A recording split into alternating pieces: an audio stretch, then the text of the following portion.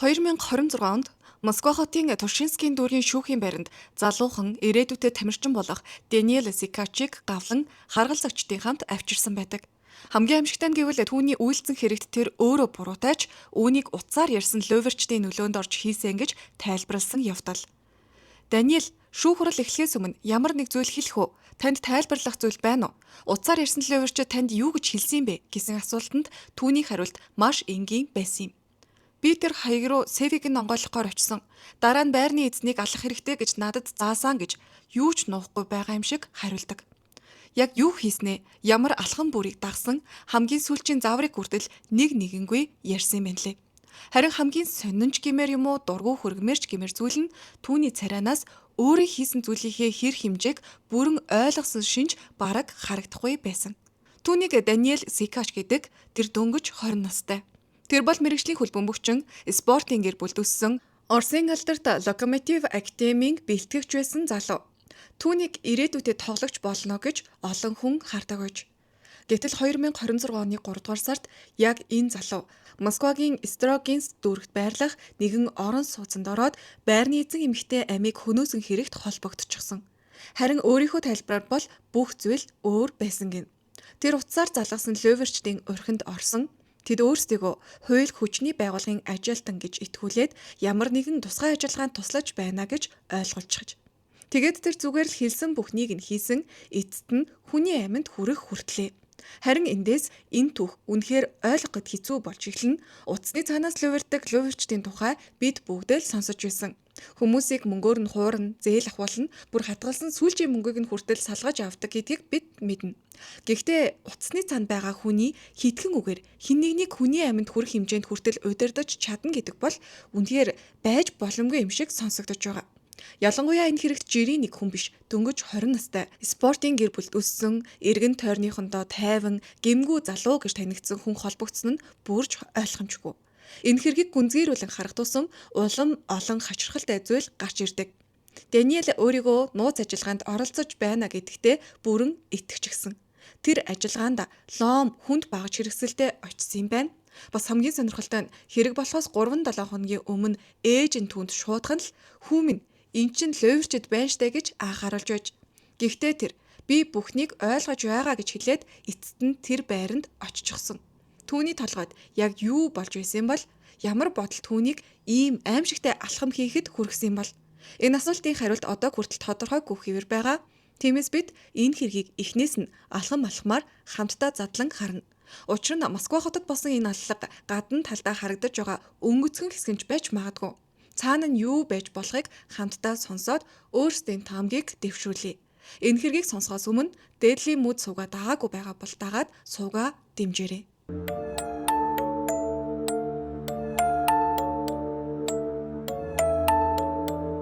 Хэрэг гарсан тэр аимшигт өдрөөс хойш 5 сар шахуу өнгөрөөд байна. Хэргийн дараа мөрдөгчөд ганцхан утасны үзүүрээс татаж эхлэхэд л тэр байрнаас цааш бүхэл бүтэн сүлжээ гарч ирсэн юм байна. Энэ нэг эмэгтэй амь насаа алдсны цаана энэ тамирчин залуугаас гадна хүргэгчид, зуучлагчид, зохицуулагчид гээд олон хүн холбоотойсэн. Нийтдээ 17-оос 22 насны хооронд 10 орчим хүн хэрэгт холбогдсон нь тогтоогдоод байгаа. Тэд Москвагаас Санкт Петербург хүртэл өөр газарт тархсан байсан. Яг л хархны үр шиг бодит амьдрал дээр залуу хүмүүсийг гэмт хэрэгт татан оруулаад сүлжээ бий болсон байна гэд төсөөлтөө. Хамгийн сонирхолтой нь тэд хоорондоо огт танил биш хүмүүс. Амьдралдаа нэг ч удаа уулзаж байгаагүй хүмүүс тэд тус бүртээ зөвхөн өөрт нь өгсөн нэг даалгаврыг л хийж байсан гэсэн үг. Энэ урт гинжин хэлхээний дараагийн хэсэгт юу болж байгааг огт мэддэггүй байж. Баривчилгаанууд одоо ч үргэлжилсээр байгаа, шинэ нэрс одоо ч гарч ирсээр байгаа. Харин мөрдөн шалгах ажиллагаа энэ орооцолдсон утсыг тайлах гэж оролцсоор байна. Гэхдээ төгсгөл нь одоохондоо харагдахгүй байгаа юм. Тэр байранд яг юу болсон талаар ярихаас өмнө Даниэл гэж ямар хүн байсныг эргэн харах хэрэгтэй. Учир нь Москвагийн Строгинск дүүрэгт болсон хэрэг болон түүнээс өмнөх Даниэлийн амьдрал хоёр яг л өөр хоёр хүний түүх шиг санагддаг. Түүнийг мэддэг хүмүүс энэ хоёр дүр зургийг хооронд нь холбож ойлгоход одоо ч хэцүү байдаг. Даниэл Сикач 2005 оны 10 дугаар сарын 5-нд Кисловодск хотод төрсөн. Тэр спортын гэр бүлд хүмүүжсэн, аав нь амьдралынхаа турш хөлбөмбөгийн засгалжуулагчаар ажиллаж ирсэн хүн болохоор хүнч бараг аавынхаа замналаар явсан гэж хэлж байна. Даниэл бусад хүүгүүдийн адилаар эхлээд гудамжинд хашаандал бөмбөг өшөглөж эхэлсэн. Гэхдээ удалгүй нэг зүйл тодорхой болсон нь тэр үеийнхээ хүүхдүүдээс илүү сайн тоглодог байсан. Үүнийг хамгийн түрүүнд аав нь анзаарсан. Тиймээс гэр бүл нь түүний энэ авьяасыг ингийн нэг сонирхол гэж хараагүй.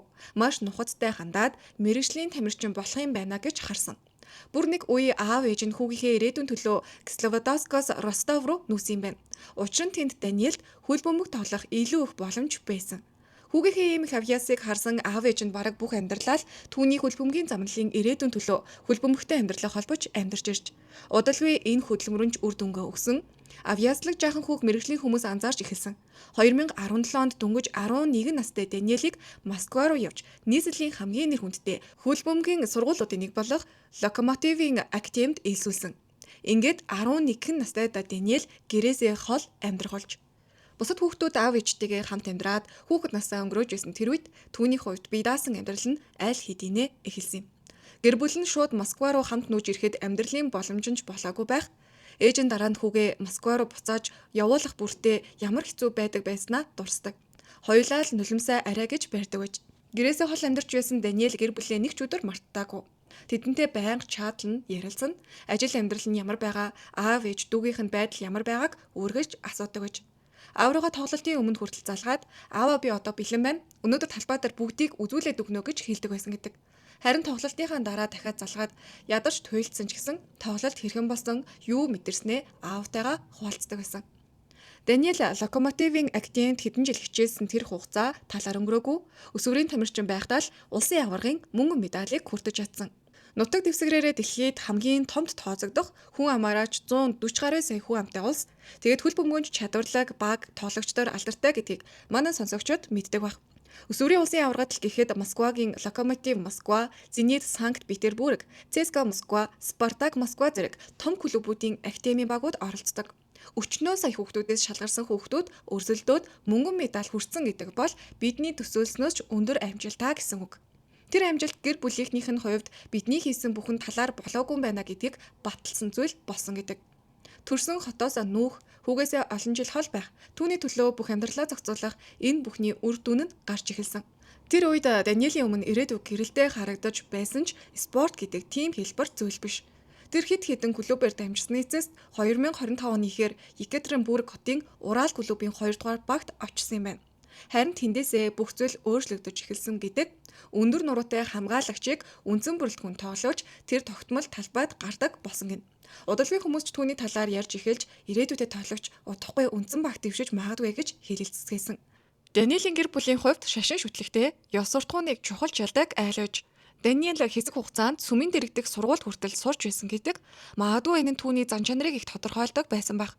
Тэр зүгээр ч нэг даруухан хүү биш, үнэхээр л дэг журамтай зөв хүн болж өссөн байсан. Ээжтэйгээ харилцаа нь их дотно, тийм дотно байсан болохоор ч тэр юм уу анхны өсөлтөө хүртэл ээжтэй ичихгүй ярьсан байдаг. Харин тэр үнсэлт нь 19 наснд тохиосон Маша гэдэг охинтой анх удаага үнсэлсэн юм байна. Ер нь бодоод үзэхэд амжилттай яваа хөл бөмбөгчд эсвэл тамирчдын эргэн тойронд олон охид байдаг гэж хүмүүс боддог. Гэхдээ Даниэл 19 нас хүртлээр хэн нэгэнтэй үнсэлцэж үзээгүй байсан. Ер нь тэр яг тиймэрхүү л хүн байж даруухан гэгээлэг магадгүй жахан гинэн итгэмтгий хүү. Ерөнхийдөө Даниэлийн гэр бүл маш эвтэй байсан гэдэг. Гэхдээ 2019 онд тэд аимшигтай үйл явдалтай нүр тулсан. Тэр өдөр гэр бүлээрээ машинаар явж байтал эсрэг урсгалаас цогтууж жолооч жолоогоо алдаад маш хурдтайгаар тэдний машиныг мөрөгчихсөн. Тэр ослоор Даниэл харьцангуй гайгүй гарч тэр ясанд хугарч толгойдоо гэмтэл авсан ч амьд үлдсэн. Харин аав ээж дүүгийнх нь байдал хамаагүй хүнд байсан гэдэг. Тэднийг ослын газраас маш хүнд байдалтай эмнэлэгт хүргээд эмч нар бүхэл бүтэн гэр бүлийн амийг аврахын төлөө тэмцсэн юм байна. Хожим нь Даниэлийн аав нулимсаа барьж ядаад тэр өдрүүдэд тэдний амьдралын төлөө тэмцсэн бүх хүмүүст талархаж байгаагаа ярьсан байдаг. Тэр ослоор хамгийн хохирсон нь Даниэлийн баг дүү охин нь. Тэр үед дүү охин нь маш жаахан байсан болохоор авсан гэмтлээ даахад ч хэцүү байсан гэдэг. Эмч нар хэд хэдэн хагалгаа хийгээд охиныг эрүүл болгохын тулд олон жил шаардлагацсан. Гэр бүлэрээ ийм зовлон хамт туусан нь тэднийг улам ойртуулсан юм бэлээ. Цаг хугацаа өнгөрөхөд амьдрал нь баг багаар хэвийн болоод эхэлсэн.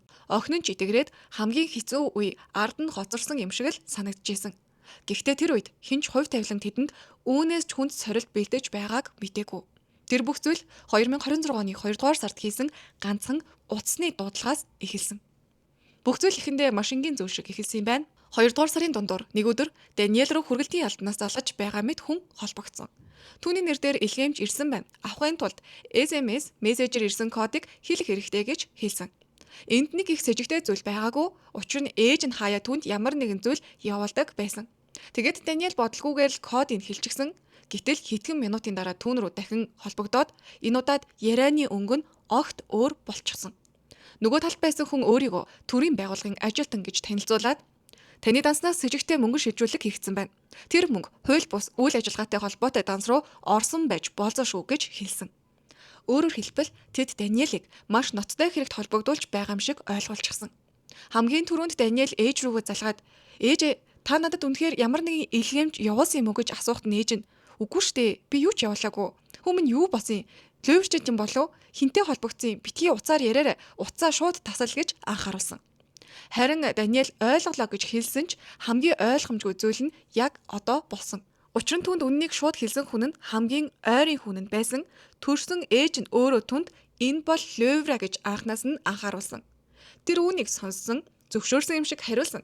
Гэсэн ч дараа нь дахиад л тэдгээр хүмүүстэй холбогдоод хэлсэн бүхнийг нь хийж эхэлсэн юм байна. Яагаад ийм зүйл болсон юм бол үүнийг бид дараа нь ярилцсан. Харин одоо хамгийн чухал зүйл бол тэр өдрөөс хойш Даниэл үнэндээ тэдний урхинд бүхэлдээ орчихсон. Түүнийг удирдах байсан хүмүүст хэдхэн удаагийн яриа л хангалттай байж тэд Даниэлийн ямар сул талыг ашиглахаа хурдан ойлгосон байгаа. Эхлээд тэд түүнийг айлгсан, өөрийгөө өндөр албан тушаалтай төрийн ажилтан гэж танилцуулсан хүн нь "Чиний нэр хууль бус данстай холбогдсон байна. Үүний төлөө маш урт хугацааны ял авах боломжтой шүү нөхөр" гэж сануулсан. Тэгээд Даниэлийг бүрэн итгүүлэхийн тулд түүний өөрийнх нь мэдээллүүдийг хэлсэн. Гэрийн хаяг, паспортын мэдээлэл, ойр дотны хүмүүсийн талаар. Өөрөөр хэлбэл бид чиний талаар бүгдийг мэдэж байгаа, чамд зүхтах газар байхгүй шүү гэсэн мэдрэмжийг төрүүлсэн. Айцыг нь дээд зэгтээ хүргэснийг нь дараа тэд түүнд гарц санал болгосон юм байна. Хэрвээ чи бидэнд тусалбал төр зургийн ажилтан шиг оролцож болно. Нууц ажиллагаанд туслаад ямар ч ял шийтгэл байхгүй болж болно гэж итгүүлсэн. Түүнээс шаардах ганц зүйл байсан нь зүгээр л бидний хэлснийг хий. Дуугүй бай, хинт ч энэ талаар битгий хэл. Учир нь хэрвээ хэн нэгэнд хэлбэл гэр бүлийн чинь аюулгүй байдалд асуудал гарна шүү гэж сүрдүүлж ойлгуулсан. Энд л Даниэл ямар хүн байсныг дахин бид харж болно. Тэр багасаа л даруухан гэр бүлтэйгээ ойрхон ахмад хүмүүсийн үгийг сонсож өссөн хүн байсан. Өөртөө ихтэй эрх мэдэлтэй мэт ярьж байгаа хүнд итгэх хандлага нь амархан. Хамгийн гол нь тэд чиний хийж байгаа зүйл гэр бүлээ хамгаалахын төлөө гэж ойлгосон. Харин ийм төрлийн хүний хувьд энэ нь хамгийн хүчтэй нөлөөлөх арга нь байсан байж мэднэ. Тэр мөчөөс эхлээд л Даниэл өөрчлөгдөж эхэлсэн. Түүний эргэн тойронд байгаа хүмүүс энэ өөрчлөлтийг анзаарсан ч цаана нь юу болж байгааг хэн ч ойлгоогүй.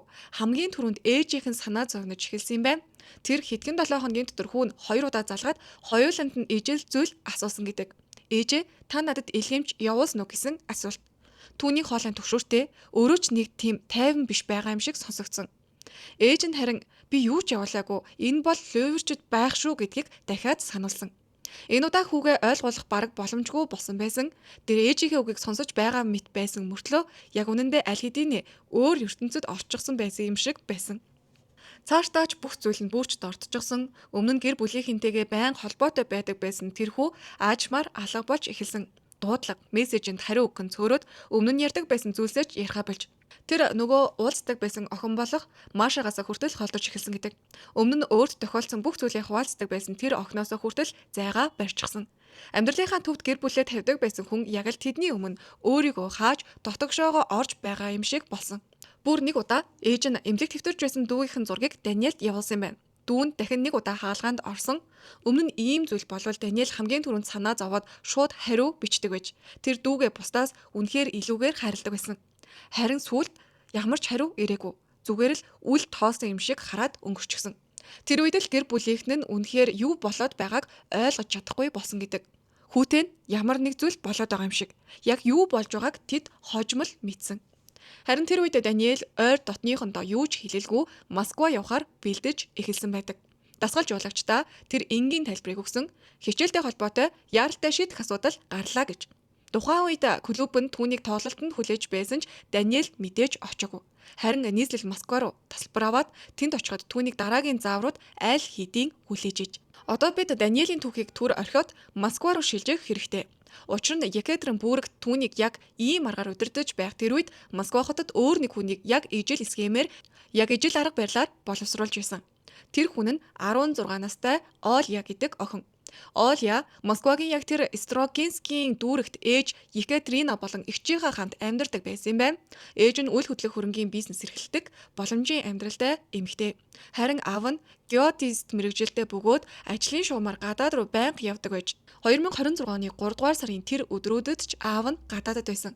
Тиймээс гэрт нь Екатерина болон 2 охин нь үлдсэн байж. Энэ бүхнийг зохион байгуулсан хүмүүсийн төлөвлөгөөгөөр тухайн өдөр гэрт зөвхөн Оля л үлдэх ёстой байсан гэдэг. Аав нь гадаадад эгч нь гэртээ байхгүй, ээж нь ажил дээр орой болтол ирэхгүй байсан гэж төлөвлөсөн. Бүх зүйл хитрхи яг таарсан байж. Тэдний хувьд энэ айлын өдөр тутмын амьдралыг гэрийнхнээс нь өөрсдөөс нь ч дутгаар мэддэг байсан юм шиг харагдаж байгаа. Насан турсан хөнгөө. Зөвхөн өсвөр насны хүүхэд ганцаараа үлдэх мөчийг яг хүлээж байсан. Оля руу хэдхэн 7 хоногийн өмнөөс утасдаж эхэлсэн байдаг. Тэд мөн өөрсдийгөө тусгай албаны ажилтан гэж танилцуулсан юм байна. Өдөр бүр нэг зүйлийг л давтаж байсан нь удахгүй танаа гэрт манай хүн очино. Чи түүнийг оруулаад бүх зүйл дээр нь туслах хэрэгтэй. Энэ бол нууц ажиллагаа хиндэж юу ч хэлж болохгүй. Ингээд бүх зүйл аажмаар нэг зураг болж эхэлсэн. Учир нь яг тэр үед хоёр өөр хүнийг Екатеринбургийн залуу хөлбөмбөгчин Даниэлийг болон Москвагийн өсвөр насны охин Оляг ижил аргаар удирдах байж. Тэд бие биенээ огт танихгүй байсан. Хизээч уулзаж байгаагүй, бүр нэгнийхээ тухайч мэддэггүй. Даниэл өөрийгөө нууц ажиллагаанд оролцож байгаа тусгай айгент гэж итгүүлсэн. Харин Оляд бол танаа гэрт удахгүй нэгжлэг хийх хүмүүс очно гэж ойлгосон. Хоёуланг нь алгасан, хоёуланд нь хиндэж юу ч хийж болохгүй гэж тушаасан. Тэгэд хоёуланг нь аажмаар нэг л хаалга руу Москвагийн Строгинскийн дүүрэгдэх тэр байрны хаалга руу гүтэлж. Ингээд хэдэн 7 хоногийн турш айдаст авцсан өсвөр насны охин энэ нууцыг ганцаараа дотроо хадгалж байж. Тэр ээжтэйгээ хамт амьдарч байхдаа яг үнэндээ өөрийнх нь гэр бүл тохиолдох гэж байсан зүйлээс юу ч мэдэлгүй чимээгүй л явсаар байсан. Харин энэ үед Даниэлд хөдөл гисэн тушаал ирсэн. 2026 оны 3 дугаар сарын 13, одоогоос 5 сар хүрэхийн өмнө Москва хотод Даниэл очоод Звенигородын хурдны замын ойролцоох нэгэн буудалд байрлаад дахин хүлээж эхэлсэн юм байна. Гэхдээ энэ удаа удаан хүлээх шаардлага гараагүй. Түүний данс руу мөнгө шилжүүлээд дараа нь дэлгүүр хэсэг даалгавар өгсөн. Эхлээд шинэ гар утас, шинэ сим карт авах хэрэгтэй. Дараа нь барилгын материалын дэлгүүр орно. Тэндээсээ тэдний заавраар Даниэл үнцгний зүлгүүр, лом, лантуу худалдаж авсан юм байна. Учир нь түүнд байр руу ороод сейфийг онгоолгоод үнэт эдэдлийг авах даалгаврыг өгсөн байсан. Ингээд орой болоход Даниэлд хамгийн сүүлийн мессеж ирсэн. Тэнд Строгинск дүүрэгдэх хаяг болон богинохон код үг байж. Тэр кодыг орцны домофонд хэлэх ёстой. Учир нь дээд давхарт байгаа охин өмнө нь олон удаа сонсож байсан манай хүн ирнэ гэдэг тэр хүнийг таних ёстой. Нэг ёсондоо нууц өгтэй байсан. Ингээд энэ хугацаанд тусдаа явж байсан хоёр өөр түүх нэг цэгтэр нийлсэн. Доор орцны үүдэнд Даниэл зогсоод код үгээ хэлсэн. Харин дээр нь Оля түүнийг аль хэдийнэ хүлээж байсан. Тэр охин өөрт нь ирж байгаа хүн бол төрийн байгууллагын ажилтан гэдэгт бүрэн итгэсэн.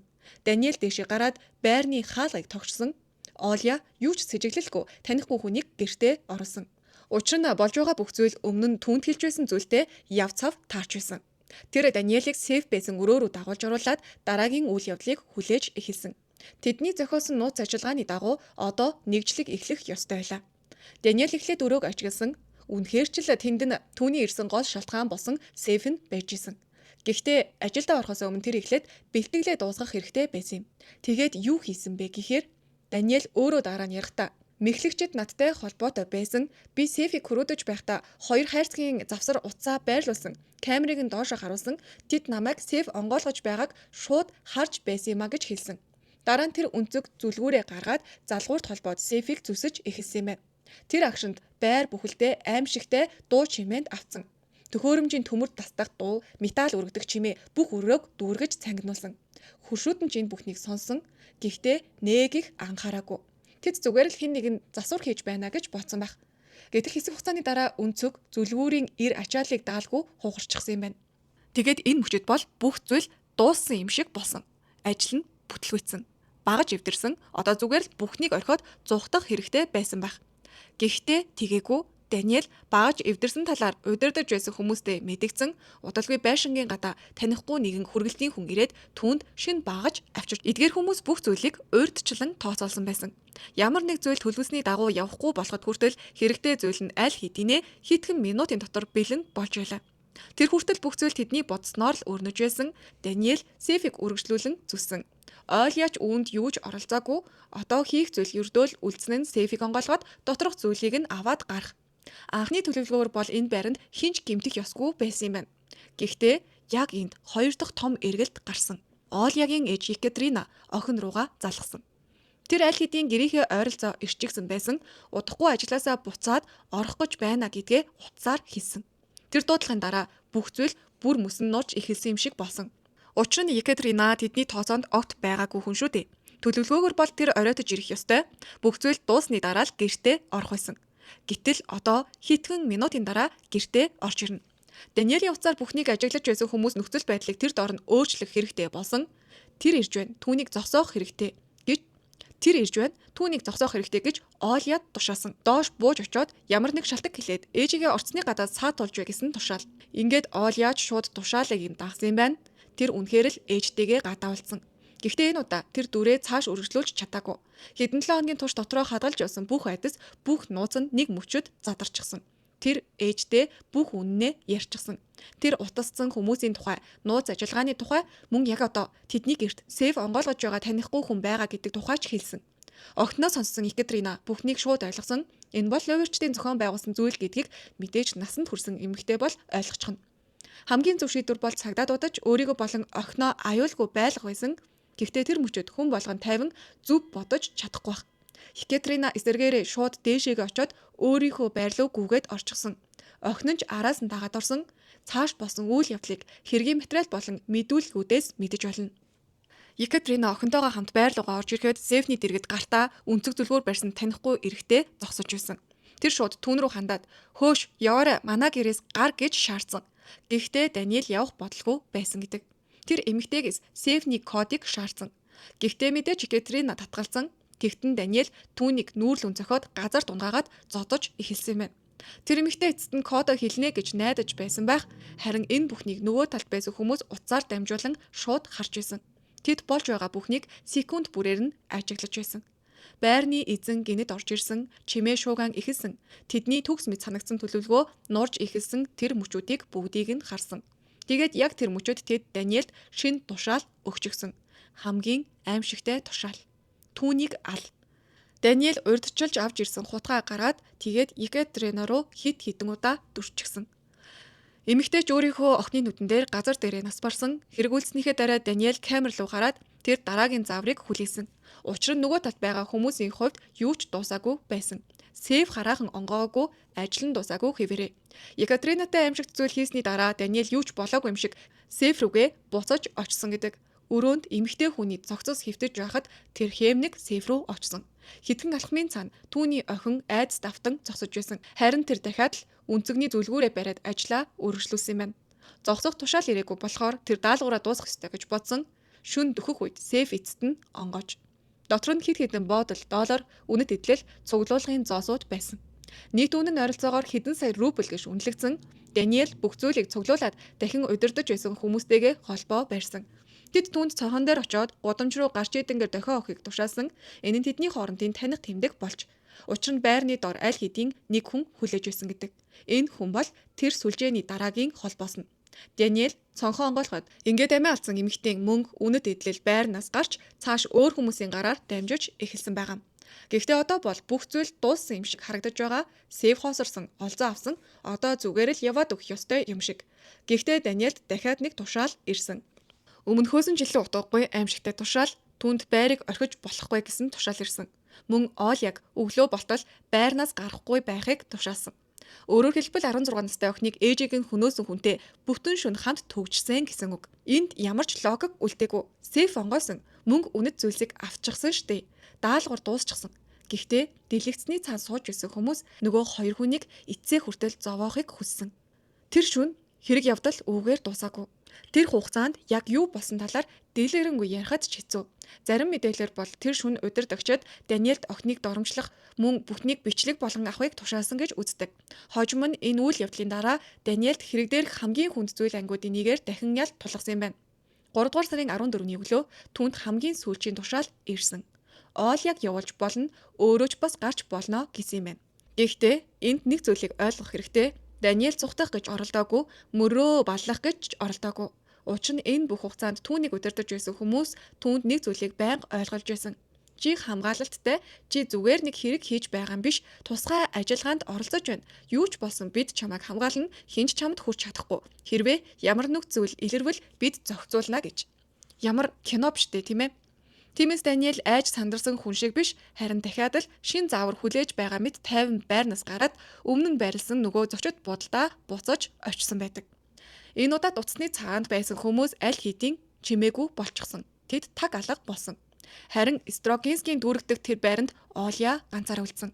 16 настай өсвөр насны охин амьдралынхаа хамгийн аимшигтай шүнийг туулсныхаа дараа ямар байдалтай байсан бол гэдгийг төсөөлөхөд ч бэрх.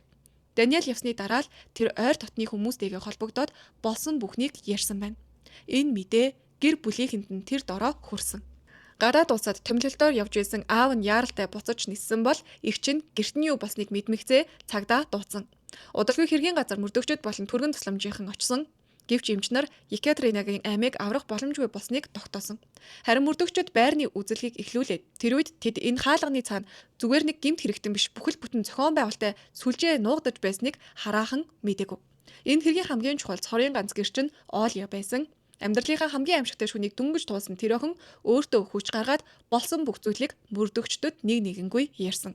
Тэр үйл явдлыг бүхэлд нь тайлбарлаад зогсоогүй, хамгийн гол нь тэдний гэрт орж ирсэн хүний гадаад төрх шинж тэмдгийг нь хүртэл маш тодорхой хэлж өгсөн. Мөрдөгчд Олягийн өгсөн мэдээллийг хотын камеруудын бичлэгтээ тулгаж шалгасан байдаг. Ингээд Даниэлийн явсан замыг мөрдөөд түүнийг Звенигородын хурдны замын орчимд зочид буудалд байгааг нь хүртэл олж тогтоож чадсан. 2026 оны 3 дугаар сарын 14-ний орой гэхэд түүнийг зочид буудлын өрөөнд нь баривчилсан юм байна. Даниэл эсэргүүцээгүй зугтах гэж оролдоогүй. Магадгүй тэр эцэг хүртэл утсан дуугараад нөгөө талын хүмүүс дахиж холбогдоод одоо яах ёстойг нь хэлнэ л гэж бодсон байх. Гэхдээ тэр үед түнд тушаал өгч байсан хүмүүс айл хэдийн ямар ч ул мөргүй алга болоод өгсөн байсан. Даниэл бол энэ бүх сүлжээний гүйцэтгэгч нь байсан. Өөрөөр хэлбэл бусдын завраар бохир ажлыг хийхээр илгээгдсэн хүн. Мөрдөгчд үүнийг ойлгож байсан. Ялангуяа Даниэл өөрөө мэдүүлэг өгөөд мөрдөн шалгах ажиллагаанд хамтран ажиллаж байсан нь тэдэнд илүү том сүлжээг илрүүлэх боломж өгсөн байгаа. Одоо тэдний өмнө илүү хэцүү ажил үлдсэн Даниэлийг энэ хэрэг татан оруулсан хүмүүсийг олох, түүнд багаж хэрэгсэл авч өгсөн хүмүүсийг, хулгайлагдсан зүйлсийг хүлээж авсан, цааш дамжуулсан хүмүүсийг гээд олох ёстой олон сүлжээ хүмүүс болж таарсан. Хамгийн гайхмаар нь гэвэл Москвагийн төвийн энгийн нэгэн орон сууцнд өдөр дунд хүний амь хохирч гэрээг нь дээрэмцэн хэрэг ганц хүний хийсэн зүйл байгаагүй. Энэ бол хүн бүр өөрийн гэсэн үүрэгтэй, нарийн зохион байгуулалттай бүхэл бүтэн сүлжээ болж таарсан. Мөрдөн шалгах явцад энэ ажиллагаанд оролцсон өөр хүмүүс ч нэг нэгээрээ илэрч эхэлсэн. Даниэл Екатеринагийн гэрээс гарсан эд зүйлсийг өөрөө авч яваагүй штэ. Олзны дараагийн хэсэгт өөр хүмүүс оролцсон. Тэдний нэг нь София гэдэг эмэгтэй байсан. Тэр бол хулгайлагдсан эд зүйлсийг цааш дамжуулах үүрэгтэй байсан гэж мөрдөн шалгах байгууллага үзсэн. Тэр өөрөө ч бүх зүйлийн цаана юу байгааг бүрэн мэдээгүй, зөвхөн өгсөн заврыг биелүүлж байсан тухайгаа мэдүүлсэн. Мөн Лобная гэдэг газарт гаражтай холбоотой хоёр залуу энэ сүлжээнд орж ирсэн. Тэдний үүрэг нь хулгайлагдсан эзүүлсийг хүлээж аваад дараагийн шат руу дамжуулдаг хүмүүс ээж. Тэд зөвхөн уцаар ирсэн зааврыг дагаад өөрийн хийх ёстой зүйлсээ л хийдэг. Энэ сүлжээнд байр руу орж очсон гүйцэтгэгч, олзуулсан зүйлсийг авч явсан эмэгтэй, мөн хулгайлагдсан эзүүлсийг цааш дамжуулдаг хоёр залуу байсан. Нэг нэгээрээ бүх зүйл нь нийлээд нэг том схемийн зураг гарч энэ ажиллагаа бүтэмжтэй болсон. Гэхдээ эдгээр хүмүүсийн хинэн ч жинхэнэ удирдагч нь бол байгаагүй. Тэд зүгээр л гүйцэтгэгчд. Том тоглоомын жижигхэн хэсгүүд хүүн гэсэн үг. Хүн бүр өөрт оногдсон жижиг ажлаал гүйцэтгсэн. Гэхдээ хэн нэгэн тэднийг удирдах байсан нь ойлгомжтой штеп. Хэн нэгэн тэднийг олж үүргийг нь хуваарлаад хэрэгтэй бүх зүйлээр нь хангасан. Шинэ гар утас, хуурамч нэр дээрх SIM карт хүртэл бэлдэж өгсөн. Харин одоо мөрдөгчдийн хамгийн чухал зорилго нь энэ бүхний цаана байсан хүмүүсийг олох, хотын камеруудын бичлэг, хурааж авсан утаснууд дээрх чат мессежүүд, мөнгөний шилжилт хөдөлгөөн, дуудлага хийсэн утасны дугаарууд. Эдгээр жижиг хэсгүүд нийлсээр эцэст нь бүхэл бүтэн сүлжээний зураг гарч ирж байгаа. Тэг тусам энэ гинжих холбоо улам урт том болох нь харагдсан. Удалгүй баривчилгаанууд ар араасаа эхэлсэн. 3 дугаар сарын 18-нд 17 настай нэгэн хүргэгчийг баривчилж чадсан. Тэр бол София гэдэг эмэгтэйгээс Екатеринагийн хулгайлагдсан эд зүйлсийг авч явсан хүн болж таарсан. Харин 3 дугаар сарын 21-нд Лобня хот дох гаражийг шалгаж байсан өдөр дахин нэг хүн баривчлагдсан. 19 настай Илдар Аюшев. Энэ залуугийн гараар хамгийн хэмжээний олз дамжсан юм байна. Бараг $20,000 бэлнээр. Дараагийн ээлжинд Никита Куршаков гэдэг хүн гарч ирсэн. Түүний энэ схемтэг үүрэг гаднаас харахад тэмч анзаарагдахааргүй. Гэхдээ үнэндээ түнгүүгээр энэ бүх ажиллагаа явах боломжгүй байсан гэдэг. Санаж байгаа бол Даниэл, Оля, София 3-т хэдэн 7 хоногийн турш янз бүрийн дугаараас залгаж заавар өгч байсан. Харин тэр бүх утасны дугааруудыг бэлдэж ажилуулж байсан хүн нь Куршаков байсан. Тэрээр олон тоогоор хуурамч сим карт худалдан авч бусдын нэрээр бүртгэлтэй дугааруудыг энэ сүлжээгээр дамжуулан тараадаг байсан нь хүн нь. Зарим дугаараас хохирогчид руу төрийн байгууллагын ажилтан мэддүүр эсгсэн хүмүүс залгадаг байсан. Харин зарим дугаарыг ашиглан хүмүүсийн аккаунт, хувийн мэдээллийг булааж авдаг байж. Тэр л бидний өмнө ярьсан баталгаажуулах кодтой мессежүүдийг явуулдаг байсан хүн нь байж. Гэхдээ эдгээр дугаарууд удаан ашиглагдаагүй, нэг дугаарыг ашиглаад дуусмагтаа хаяад дараагийнх нь авдаг байсан юм байна. Энэ хэргийн хамгийн сүүлийн томоохон баримтчилгаа зуны улиралд саяхан болсон 6 дугаар сарын 10-нд сар гарны өмнө гэхэд Долго Прудны хотын 19 настай Давид Исмайловыг баривчилсан. Тэр дөнгөжл сайхан 10 жилийн сургуулаа төгссөн залуу болж таарсан. Робот техникийн олон улсын олимпиадын шагналд оролцогч гаднаас нь харахад ирээдүйтэй ухаалаг хүүхэд. Гэхдээ энэ сүлжээнд тэр бусдаас нэг шат дээгүүр байрлаж байж. Тэр хүргэгчдийг зохицуулдаг, боломжит хохирогчдыг өөрөө хайж олдог, хүнд ямар үүрэг өгөхийг шийддэг байсан юм байна. Гэхдээ цаашлаад мөрдөн шалгах явцад түүний дээрч бас өөр хүмүүс байсан нь тодорхой болсон. Тэр ч мөн адил амьдралдаа хизээж уулзаж байгаагүй хүмүүсээс тушаал авдаг гэж. Ингээд 2026 оны 7 дугаар сар гэхэд Строгинск дүүрэгдэх алалгын хэрэгт холбогдсон хүний тоо 10 орчим болсон. Тэд бүгдэнд нэг нийтлэг зүйл байсан нь 17-оос 22 насны залуухан залуус, оюутнууд, дөнгөж сургуулаа төгссөн хүүхдүүд. Гаднаас нь харахад жирийн сайн гэр бүлээс гаралтай дараахан хүүхдүүд. Өмнө нь хэлсэнчлэн тэд хоорондоо огт танил биш. Хүн бүр өөрт ногдсон жижигхэн хэсгийг л хийдэг байсан. Гэхдээ бүхэл бүтэн зураг ямар байсныг хинэнч бүрэн ойлгоогүй. Одоо хүртэл энэ хэргийн мөрдөн шалгалт дуусаагүй байгаа шинэ нэрс гарч ирсээр энэ сүлжээний төгсгөл хаана байгааг одоогоор хинч мэдэхгүй байна. 100 гэхэд Строгинск дүүрэгдэх алалгын хэрэг Орос даяар анхаарлын төвд орсон юм байна лээ. Төвийн телевизүүд энэ хэргийн талаар байнга мэдээлж байгаа. Өнөөдрийн миний ярьж өгсөн хэрэг бол зүгээр нэг кино түүх товчлол бол биш, жинхэнэ болсон хэрэг. Энэ 3 дугаар сард Москва хотод болсон. Үүнээс хойшоо магадгүй одоо ч гэсэн Орос даяар сүлжээнд өөрөө ч мэдэхгүйгээр залуус орооцолдогдсон иймэрхүү хүнд хэрэгүүдийг хийж байгаа. Шинэ баримтчилгаа бүр шууд гарчиг болж хүмүүс нэг зүйлийг ойлгож чадахгүй байгаа. Ийм зүйл үнэхээр боломжтой гэж юу гэдэг асуулт. Одоо буцаад сүлжээний хамгийн гол хүн дээр төвлөрцгөөе. Эргээд Даниэл руу очие. Тэр энэ ажлын хамгийн бохир, хамгийн аимшигтай хэсгийг хийчихсэн. Тэр хүний аим насанд хүрсэн. Харин Даниэл энэ бүх хугацаанд урьдчилсан хорих төвд хоригдож байсан. Түүнд шууд 3 зүйл ангиар хэрэг үүсгэж байгаа. Хүний аим насыг хөнөөсөн хэрэг, дээрэм мөн насан туршаагүй хүнд хүчирхийллийн шинжтэй үйлдэл хийсэн хэрэгүүд. Эдгээр бүх зүйл анги нийлээд түүнд бүх насаар нь хорих аль авах хүртэл эрсдэлтэй байгаа. Энэ хэрэгтэй холбоотой бас нэг сонирхолтой зүйл нь бол Даниэлийн тоглож байсан Урал клубын нөхцөл байдал гаргасан байр суурь. Тэд аль биесны сайтаасаа Даниэлийн профайлыг устгасан. Мэдээж түүнд цалин олгохоо зогсоосон. Гэхдээ гэрээг нь одоохондоо цуслах гэж яараагүй байгаа юм байна. Урал клубын ерөнхийлөгч Григорий Иванов үүнийг энгийнээр тайлбарласан. Шүүх хурал хараахан болоогүй, түүний гин буруу батлагдаагүй байгаа. Тиймээс одоохондоо яаран шийдвэр гаргахгүй, шүүхийн шийдвэр гарсны дараа л энэ талаар ярилцсанаа гэж хариулсан. Харин энэ хэрэг одоо Орос улсын хэмжээнд яригддаг том сэдэв болчихсон. Даниэлийн эцэг эхийг Оросын алдарт Пост Говорят нэвтрүүлэгт урьсан юм байна. Ростов-на-Дону хотоос түүний аав ээж болох Татьяна, Дмитрий Сикач нар ирсэн. Тэдэнтэй хамт өмнө дурсан Даниэлийн найз охин Машач ирсэн байдаг. Эргээд сануулахад Даниэлийн аав Дмитрий өөрөө өмнө нь хөл бөмбөгчин, дараа нь тасгалжуулагч байсан шүү дээ. Хүүгээ энэ спортод хөтөлж оруулсан хүн нь ч тэр. Үнэн дээр хөл бөмбөг Даниэлийн төдийгүй бүхэл бүтэн гэр бүлийн амьдралын төв нь байсан гэж хэлж болно. Гэхдээ студид ярилцлага өгөх түүнд маш хүнд байсан. Тэр үг бүрээ маш болгоомжтой сонгож ярьсан байгаа. Хүмүүс энэ бүхний гаднаас нь хэрхэн харж байгааг тэр маш сайн ойлгож байсан нь мэдрэгдсэн гэдэг. Тэр өөрийгөө зөвтгөх гэж оролдоогүй. Харин нэвтрүүлгийн үеэр аав нь харин бүх Оросын үзэгчдийн өмнө Даниэлийн аав ээж нь амь насаа галзан Екатеринагийн гэр бүлээс уучлал хүссэн. Үүнээс гадна дараа нь өмгөөлөгчөөрөө дамжуулан талигаачийн нөхөртэй шууд холбогдож биечлэн уучлал гуйж ямар нэгэн тусламж үзүүлэх хүсэлтэй байгаагаа илэрхийлсэн гэдэг. Гэхдээ үүнд бол зөвшөөрөл өгөөгүй. Мөн Ростовоос Даниэлийг дэмжихээр түүний найзууд нь хүртэл ирсэн байна. Гэхдээ тэд нэвтрүүлгийн үеэр үг хэлж чадаагүй. Учир нь тэд өөрсдөө клубтэй гэрээтэй ийм хэрэг дээр олон нийтэд хит ил гарч ярихыг хориглосон байж. Тиймээс тэд шууд эфирт ярихын оронд Даниэлс зориулж захидал бичсэн байгаа. Тэр захидлуудыг уншиж байх үед студид байсан хүмүүс бүгд уйлж байсан гэж ярьдаг. Мөн Даниэлийн түр саазуулах байрнаас бичсэн захидлыг ч уншсан юм байна. Тэр хүн бүрээс уучлалт хүсч өөрөө маш их ичиж байгаагаа бичсэн байдаг. Түүний хэлснээр энэ бүхэн 2 дугаар сарын 18-наас эхэлсэн тэр одоо маш аимшигтайгаар хуурдагдсанаа ойлгосон одоо цааш яаж амьдрахаж мэдэхгүй болсон тухайгаа бичсэн. Харин захидлын төгсгөлд тэр хамгийн бага дүүгийнхээ талаар асуусан. Тэр үед дүүн дахин хаалгааны дараа эрчимт эмчилгээний засагт хэвтэж байсан юм байна. Гэхдээ энэ эфир дээр өөр нэг хүний үгийг мөн дамжуулсан. Тэр бол Екатеринагийн нөхөр Андрей. Тэр өөрөө студид ирээгүйч дараах үгийг хэлүүлэхийг хүссэн. Эдгээр хүмүүс хамгийн хатуу шийдэглээ авах нь надад чухал. Би энэ хоосон орон зайг яаж нөхөхөө мэдэхгүй байна. Би технэртэйгээ аз жаргалтай л амьдарч байсан. Хүүхдүүд маань ээжтэйгээ байсан. Харин охинд маань ийм хувь тавилан оногдлоо. Тэр ээжигээ нүдэн дээрээ алдсан гэж.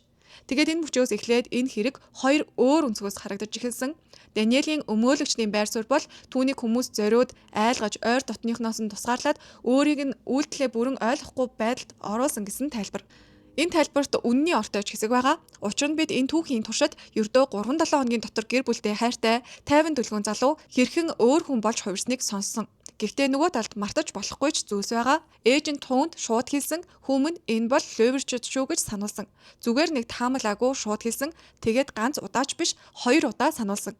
Мөн тэр нууц ажиллагаа гэж итгэсэн зүйлдээ явхдаа зүгээр гараагүй алх лом хутга хүртэл авч утсан. Тэр сейф эвтгэр очсон. Харин байрны эзэгтэй кодоо хэлхээс татгалзах үед тэр зогсоогүй. Эцэст нь хүний амьд хүрэх хүртлээр тэр үйлдэлээ үргэлжлүүлсэн. Энд л энэ хэргийн хамгийн хэцүү асуулт үлдэж байгаа. Даниэл үнэхээр бусны удирдлагад байсан хохирогч байсан уу? Эсвэл айдас хуурдагдсан байдал нь түүний хийсэн аимшигт үйлдэлийн хариуцлагыг бүрэн арилгаж чадах уу гэдэг. Энэ асуултын хариуг шүүхэл эцэслэн шийднэ. Энэ хэргийг тайлбарласан хүмүүсийн үзэж байгаагаар утасны цаанд байгаа хүчрхэг дуу хоолой бүхнийг удирдсан гэх түүх бол өөрийн гин бурууг багасгахад маш тохиромжтой тайлбар гэж харсан. Харин хуульчдын хэлж байгаагаар бол хэн нэгэн хүний нөлөөнд орсон байсан ч хүний аим хөнөөсөн хариуцлагаас чөлөөлөгдөхгүй. Энд бид нэг хүний тухай хоёр өөр дур зургийг харлаа. Нэг талдаа аимшигтай байдалд хүрсэн, амьдралаа алдсан хохирогч, нөгөө талд бусдын зааврыг биелүүлсэн гэж өөрийгөө тайлбарлаж байгаа маш хүнд гэмт хэрэг үйлдсэн гүйцэтгэгч. Гэхдээ энэ хоёр зураг хоёулаа нэг л хүн дээр огцлолсон. Мөн хоёулаа нэг ижил баримтуудаас урган гарсан. Одоогоор энэ хэрэг дээр эцсийн шийдвэр гараагүй. Гарахад ч нэлээд хугацаа хэрэгтэй байгаа. Учир нь мөрдөн шалгах ажиллагаа зогсоогүй, харин улмал өргөжсөөр байна. Хавраас хойш энэ хэрэгт шинэ үйл явдал, шинэ хүмүүс нэмэгцээр байгаа. Одоогоор хинэн ч энэ түүхийн төгсгөлийн цэгийг тавьж чадхааргүй байгаа. Бидний ярьсан ихэнх сэжигтнүүд одоо цагдан хорих байранд байгаа юм байна. Зарим цөөн хідэн гэрийн хорионд гарсан гэсэн.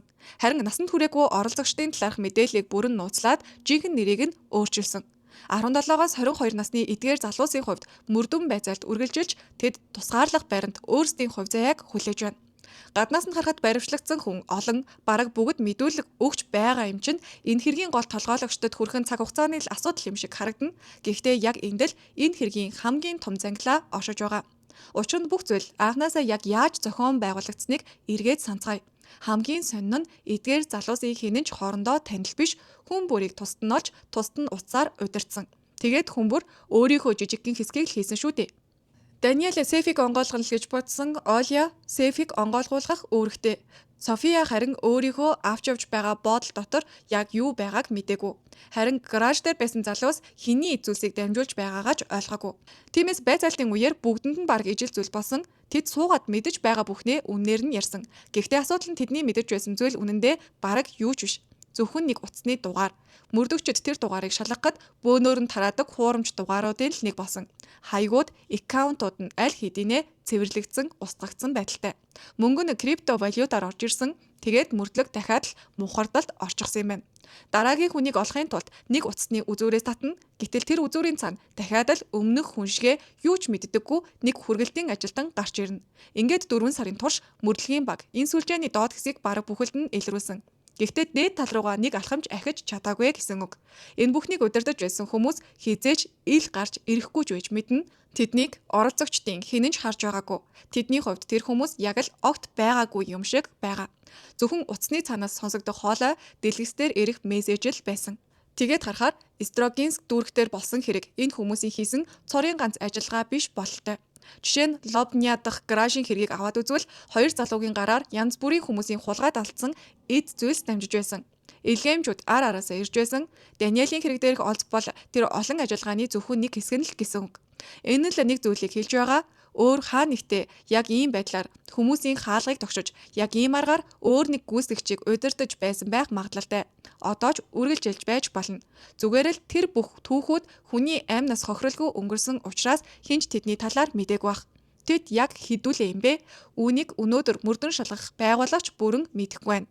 Хизээ нэгэн өдөр энэ хэрэг дээр шүүхийн шийдвэрүүд гарах байх. Шинэ оролцогчдын нэрс гарч ирэх байх. Тэр үед бид энэ хэргийн дараагийн хэсгийг заавал ярилцгаая. Гэхдээ эцэст нь шүүхийн өмнө зогсох хүмүүс нь сефивдсэн, цонхны дор зогссон, илгээмж дамжуулсан хүмүүс л байгаа. Харин ал гэсэн тушаалыг өгсөн хүмүүсийн нэр хэрэгт хоёрхан үгээр үлдэх магадлалтай. Тэр нь доггүй, удирдагч, этгээдүүд. Өнөөдрийн хэрэг хүний айдас, итгэл, сул талыг ашиглаад түүнийг нь өөрийнх нь амьдралын хамгийн аимшигтай шийдвэрлүүд түлхэж чаддаг хүмүүс ямар аюултай болохыг харуулсан хэрэг байлаа. Магадгүй Москвад ч гэлтгүй Монголд энэ мэтчилэн Луврын бидний мэдхгүй олон зүйл байдаг бах. Тэгэхээр алхам тутамдаа сэрэмжтэй байж гадны хүмүүст итгэхгүй байх хэрэгтэй. Мөн бага насны өөрсдийн гэсэн ухамсартай болж амжаагүй энэ насны залууст сануулж иймэрхүү зүйлсийг сонсуулах шаардлагатай байх. Заримдаа зүгээр л нэг утасны дуудлага, мессежнээс эхэлсэн зүйл бидний эргэн тойронд байдаг хүүхдүүд, гинэн хүмүүсийг бүхэлдэн залгиад өөрсдийнхөө ч хийж чадгаар төсөөлөөгүй зүйлийг нь хийлгэж гисэн зүйлсүүд олон байдаг. Тиймээс хамгийн чухал зүйл бол хинч байсан, ямар ч нөхцөл байдалд байсан, айц төрөөсөн дуудлага ирсэн үед ганцаараа шийдвэр гаргахгүй байх, ойр дотны хүмүүстэйгээ ярилцах, төрийн байгууллагын нэр барьсахийн нэгэнд сохроор итгэхгүй байхыг зөвлөе. Насан турсан том хүмүүс хүртэл хүний үгэнд итгээд айдас сүрдүүлэгт автчихсан байдаг тохиолдлууд бидний амьдрал дээр ч олон байгаа. Энд хүрээд өнөөдрийн бичлэгийг өндөрлөж байна. Энэ хүртэл дууссан бол комент бичиж сэтгэлээ хуваалцаарай. Дараагийн дугаарыг нэг өдөр өнжид оруулахыг хичээх болно. Сувгаа сайн дэмжвэл илүү олон шинэ бичлэгүүдийг бэлтгэхийг хичээнэ.